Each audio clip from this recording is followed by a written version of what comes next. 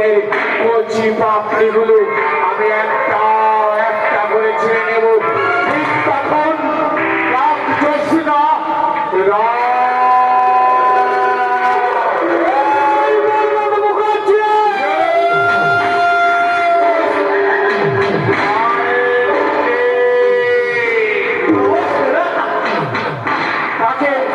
চলেছো, আমি তোমার জন্য গাড়িতে অপেক্ষা করছি।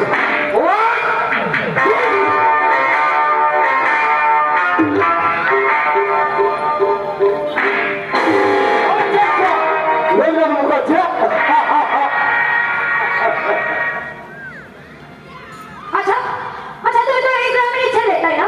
তুই কি আমাকে বলে দিতে পারো আমার আশ্রয় এখন কেমন আছে, সে এখন কোথায় আছে, সে এখন কি করছে? তুমি কি আমাকে বলে দিতে পারো?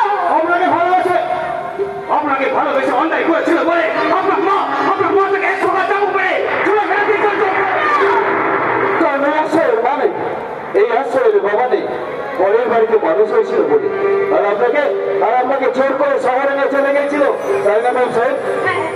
তাই তাই তাই, কিন্তু তুমি কি আমাকে বলে দিতে পারো আমার আশ্রয় এখন কেমন আছে, সে এখন কোথায় আছে, সে এখন কি করছে? তুমি কি আমাকে বলে দিতে পারো?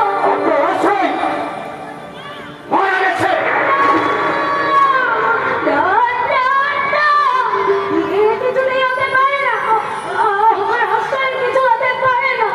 তুই জানো আমার মা অনেকদিন আগে আমাকে শহরে সরিয়ে নিয়ে গিয়েছিল, সেই সুদূর বিদেশে, আর তারপর থেকে আজও আমি আমার আশ্রয়ের প্রতীক্ষায় দিনই করছি। জানো আমার মনে হয় আজও আমার আশ্রয় আমার আশেপাশে আছে, সে আমাকে বার করে যাচ্ছে, আর বার করে আমার আশ্রয় শুধুই আমাকে বলছে আকাশে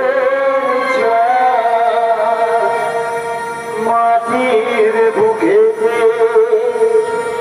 যোজনা রং ধরে আমার জীবনে কেন বারে বারে তোমাকে তোমাকে তোমাকে শুধু শুধু তোমাকে মনে করে পাখি, শুধু তোমাকে মনে করে।